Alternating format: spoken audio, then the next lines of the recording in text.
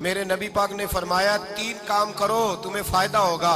حضرت عبدالرحمن ابن عوف فرماتے ہیں میں نے اس کا تجربہ کیا اس حدیث کا، اور آپ فرمایا کرتے تھے مجھے اللہ کی عزت کی قسم جو میرے نبی نے کہا حق اور سچی کہا ہے، حق اور سچ کا ہے۔ حضور سید عالم صلی اللہ علیہ وسلم نے فرمایا صدقہ دینے سے مال کم نہیں ہوتا۔ صدقہ دینے سے مال جی کیا کرنے سے؟ یہ وعدہ ہے نبی پاک کا، صدقہ دینے سے پیسے۔ اچھا بتائے نا جی مجھے 1000 میں سے 500 دے دیا تو باقی کتنے رہ گئے؟ تو حضور فرما رہے ہیں کم نہیں ہوتے۔ 1000 دے دیا تو باقی کتنا بچا؟ نہیں بھائی، میرے محبوب فرماتے ہیں تو اللہ کے رستے میں 1 دے وہ تجھے 700 گنا کر کے واپس عطا فرمائے گا۔ نبی پاک نے فرمایا صدقہ دینے سے مال کم نہیں ہوتا، اور فرمایا معذرت کرنے سے عزت میں کمی نہیں آتی۔ معذرت کرنے سے عزت میں کمی، اللہ اکبر، معذرت کرنے سے عزت میں کمی، اور حد کر دی میرے حبیب نے۔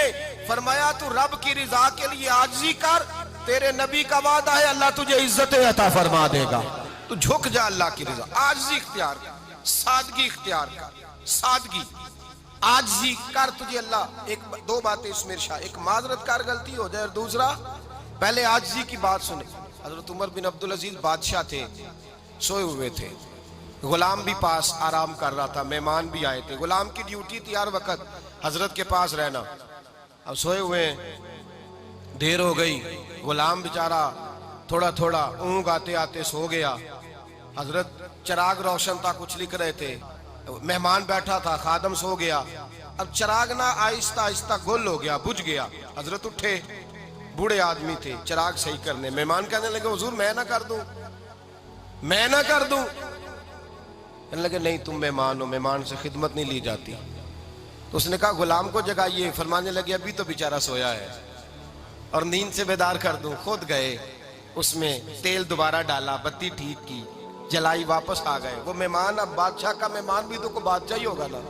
کہنے لگا حضور آپ اپنے کام خود کرتے ہیں؟ کیا لفظ ہے، کیا حسن ہے، اور 2 جملوں میں کیا تاثیر ہے۔ آپ فرمانے لگے ہاں میں اپنے کام خود کرتا ہوں، جب میں گیا تھا تب بھی عمر بن عبدالعزیز ہی تھا، اور جب چراغ صحیح کر کے واپس آیا ہوں تو پھر بھی عمر بن عبدالعزیز ہی ہوں۔ میرے اندر کوئی تبدیلی آئی؟ میں وہی ہوں جو گیا تھا۔ حضرت سیدنا فاروق اعظم رضی اللہ تعالیٰ عنہ فرماتے میں بیٹھا تھا، اور ابھی 3 دن ہوئے تھے نبی پاک صلی اللہ علیہ وسلم کے وصال ظاہری کو، میں بیٹھا ہوا تھا، 2-3 بچیاں آ گئی، اور حضرت ابوبکر صدیق رضی اللہ تعالیٰ عنہ کے سامنے آ کے بیٹھ کے رونے لگی۔ جناب صدیق اکبر رضی اللہ تعالیٰ عنہ کا بچیوں روتی کیوں ہو؟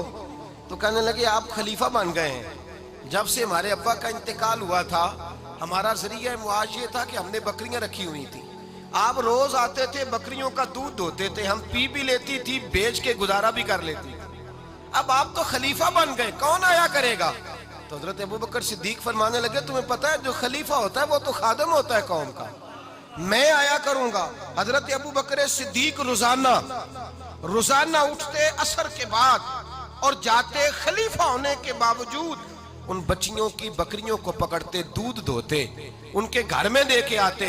حضرت فاروق اعظم جب بھی دیکھتے تو کہتے ابوبکر تو پیچھے آنے والوں کے لیے رستہ بڑا مشکل کر رہا ہے، بڑا مشکل کر رہا ہے، جگر راہ وفا میں نقش ایسے چھوڑ آیا ہوں، میں جس منزل سے گزرا ہوں وہ اب تک یاد کرتی ہے۔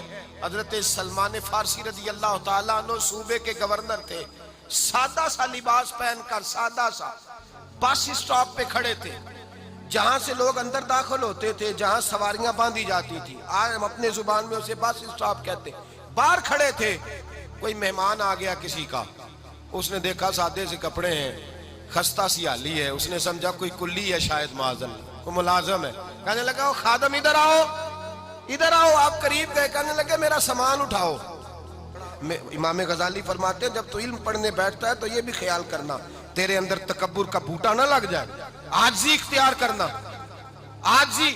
سر پہ رکھا ہوا ہے سامان، حضرت سلمان فارسی نے، گورنر صاحب نے، اس آدمی کا، مہمان کا سر پہ سامان رکھا اور جا رہے، سنو اور غور کرو، جب جا رہے تھے جو آدمی بھی ملتا گورنر صاحب ہمیں دے دے، مہمان پریشان ہو گئے، کہنے لگے حضور آپ گورنر ہیں؟ فرمانے لگے نہیں، یہ تو میرا دنیا داری کا نام ہے جو ان لوگوں نے رکھا ہوا ہے، اصل میرا نام وہی ہے جو تو نے لے کے پکارا ہے، اصل نام وہی ہے۔ تو نے کہا غلام ادھر آ، آپ فرمانے لگے پہلے میں ایک یہودی کا غلام تھا، پھر رب تعالیٰ نے فضل کیا تو میں محمد عربی کا غلام ہو گیا، رسول اللہ کا غلام ہوں، اور جب میں نبی پاک کا غلام ہوا ہوں تو اس سارے صوبے کا امام ہو گیا ہوں، تو اصل تو میں غلام ہی ہوا نا۔ دوسرا میرے نبی پاک صلی اللہ علیہ وسلم نے ایک تو عاجزی سے عزت ملتی ہے، تکبر سے عزت، وہ جو بندہ جھجکتا ہے نا تیرے نیڑے جانے سے، تو کہتا ہے میری بڑی عزت کرتا ہے، وہ عزت نہیں کرتا۔ شیر کی عزت ہوتی ہے کہ خوف ہوتا ہے؟ بولے نا تو نہیں نا ڈر لگتا ہوتی کو۔ شیر کا کیا ہوتا ہے؟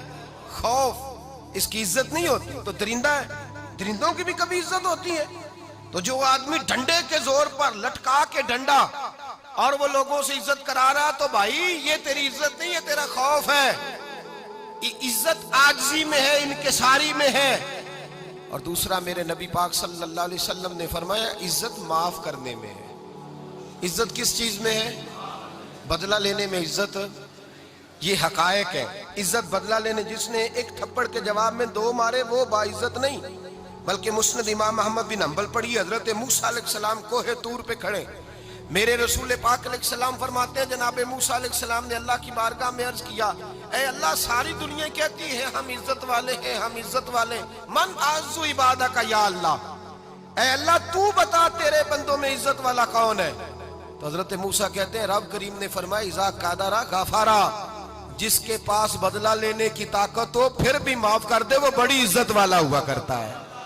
جو اینٹ کے جواب میں پتھر مار سکتا ہو، جو گھولی کے جواب کے اندر